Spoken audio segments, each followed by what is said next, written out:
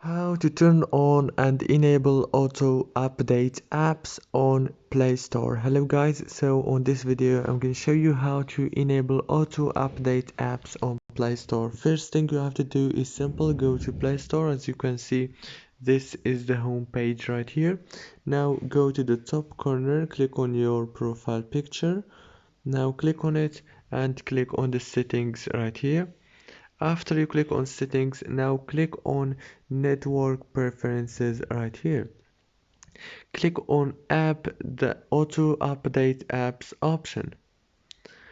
Now click over any network right here, and here as you can see it will be updating your apps automatically anytime.